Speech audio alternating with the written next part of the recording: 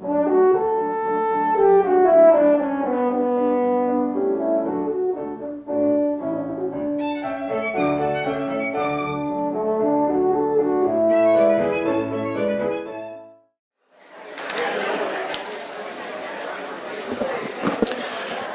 evening, ladies and gentlemen.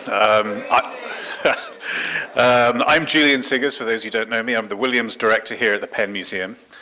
And first of all, thank you all very much for coming out on this incredibly frigid evening. We really appreciate it.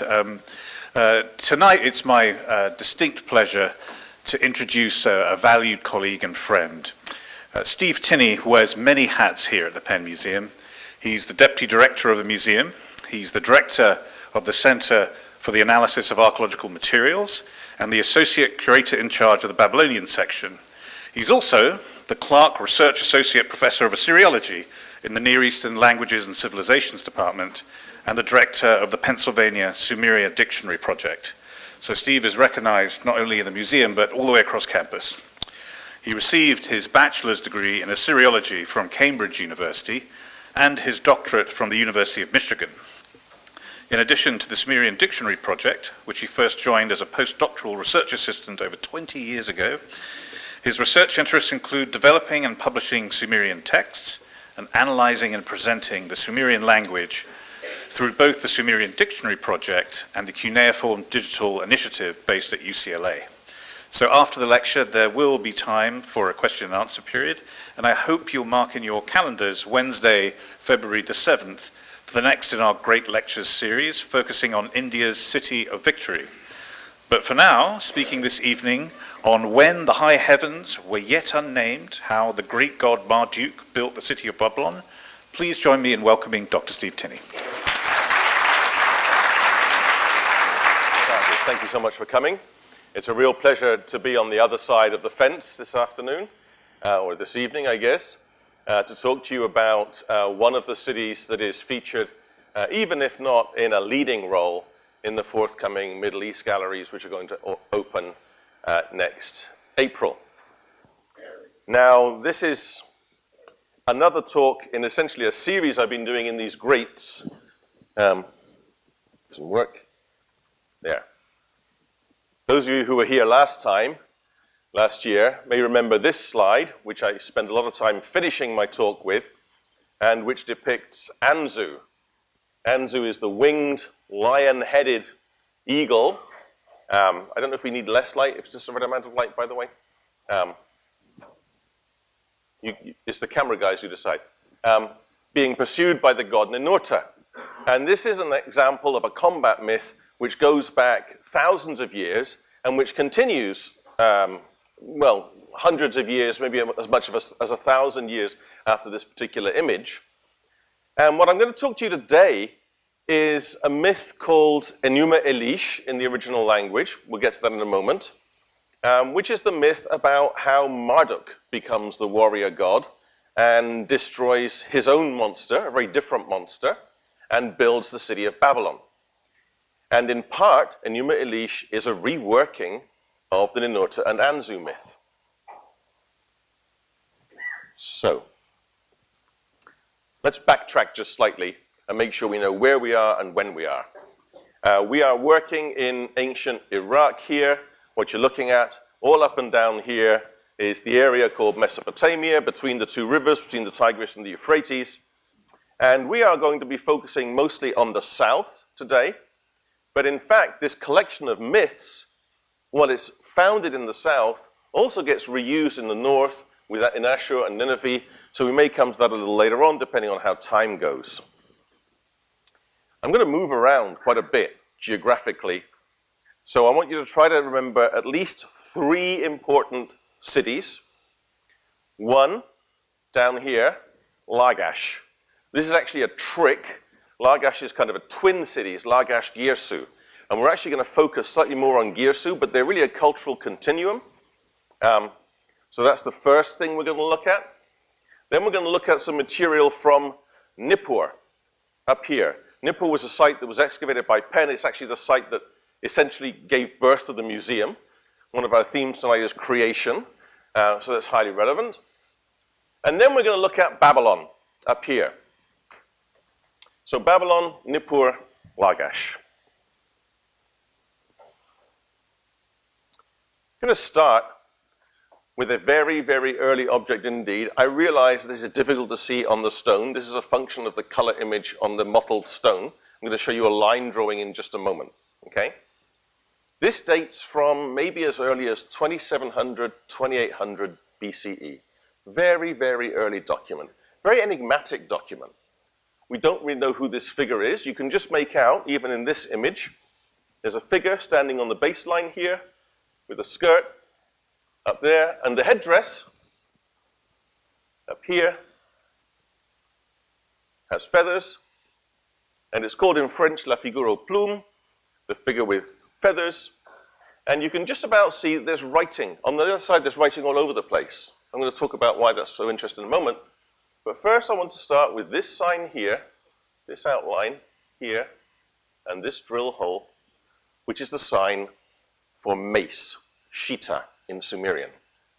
And one of the things that we're going to follow over the centuries or the millennia is the mace that the god uses to kill monsters, that the king uses to kill his enemies. It's part of an ideological continuum. Okay, so let's look at the line drawing. A little clearer, right? So now you can see that the inscription covers both sides.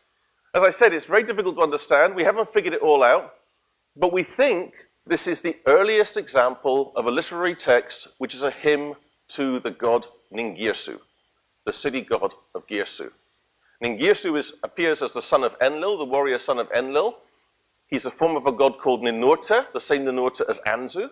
They're closely related, so it makes sense that he has a mace.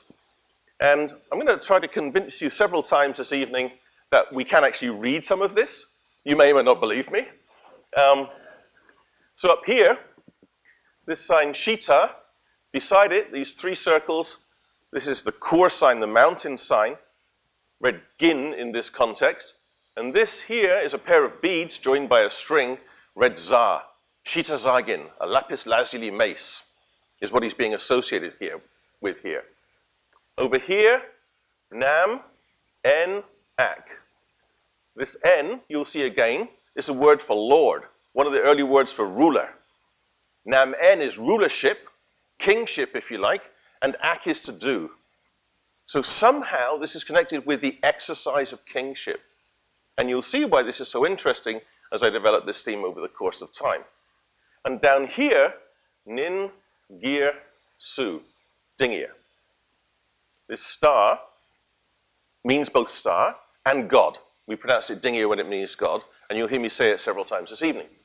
Now, there's a little bit of a conundrum in this case, because we're not quite sure which order to read the signs in. Okay? It's not as bad as it seems, trust me. I know what I'm doing. Well, barely. We're pretty certain Nin Gir Su is in the right order. Nin Gir Su. The question is whether the Dingir belongs before Nin Gir Su, as the determinative, as we call it. God names are almost always written with the star sign, the Dingir sign before them, or whether in this case it's actually part of a sentence. And it seems to make sense if you take it as part of a sentence, because the next line says, Girsu, Dingir, Girsu, and then this sign, this bar here, is me, which means either I am or you are. In this case, almost certainly you are. So this is probably, a couple lines from this hymn says, Ningirsu, you are the god of Girsu. And somehow, up here, you exercise kingship connected with this lapis lazuli mace. I'm not going to go any further with that. We're back very, very early. I'm not going to push it. Just to mention, over here we have some drill holes on the sign for field. This is somehow to do with land transfer over here, and then it segues into this text about Ningirsu, which is very interesting.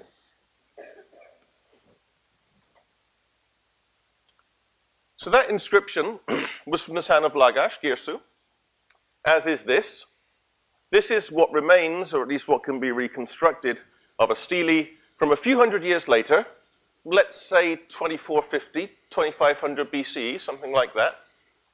And it's a stele erected by a king called Eannatum as part of his victory over a collection of enemy cities, which involved water rights, essentially. Okay? It's heavily inscribed. There's a line drawing of the reconstruction, just to give you an idea. I'm going to give you some interesting individual pieces. You can see it's inscribed all over here. The inscription is quite long. It has to do with his enemies repeatedly taking an oath before the gods that they won't breach the contract of obeying Lagash's right to water anymore. Up here, you can see what these are, right? It's called the Stele of the Vultures. These are the vultures. And here's an unfortunate victim. You can see his rib cage has already been exposed. This is an extraordinary piece. It's one of our earliest pieces of complex iconography, one of our earliest pieces of complex narrative. It really follows through from the Figaro Plume in the sense that it develops some of these themes. The god, this is almost certainly the god Ningirsu, who was mentioned in the earlier piece. You can see he's holding Anzu. Those of you with very good memories may remember that I showed this slide when I talked about Anzu last year. And in his right hand, what's he carrying? He's carrying a mace, right? Absolutely consistent. And in his net, he's got a nice bag full of enemies, which makes Eonatum very happy. Yeah? And here is Eonatum, slightly bigger than the rest of his army. The phalanx, if that's looking familiar to you, it's probably because you're channeling the standard of Ur on the war side. There are soldiers depicted in a very similar way, carrying their shields and spears, and with their little tight helmets on here, one of which you'll be able to see effectively in the Middle East galleries in one of the displays. And Eonatum, leading the pack, you can see he's standing on a lower level than them, because they're standing on bodies of enemies, right? And he's already taller than them as well. The text actually tells us, if you translate the measurements, that Eonatum was 9 feet 2 inches tall.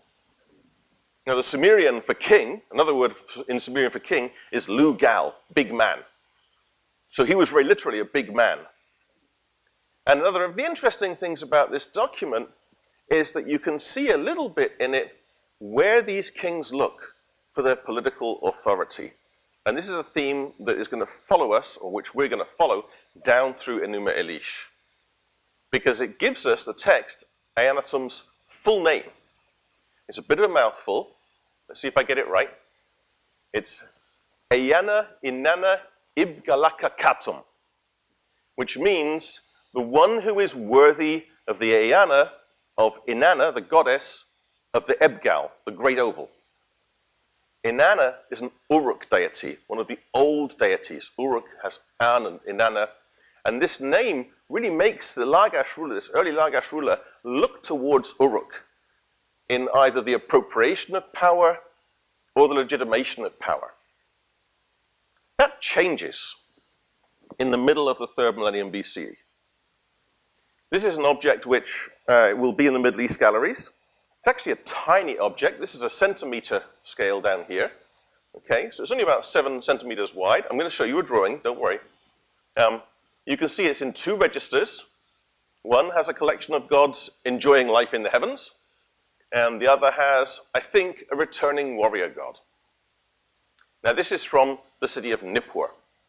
Nippur is special among Mesopotamian cities because it never has a king. Okay, we've had 2 words for ruler already, En and Lugal. They don't have that at Nippur. But the chief god of Nippur, Enlil, who is probably depicted here, I think, this guy here, is, in a sense, the touchstone for the legitimacy of your rule. If you're from any town in southern Sumer and you want to claim to rule the whole of Sumer, you have to provision the Enlil temple, and Enlil has to say, yes, you're the king of the land.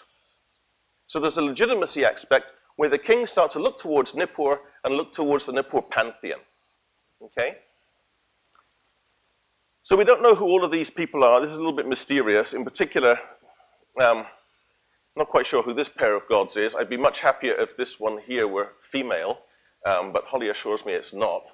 So we're going to gloss over that story scene. We don't understand everything. This is from about probably 2300, by the way, very, very roughly. What we have down here is a very different scene. You can see there's a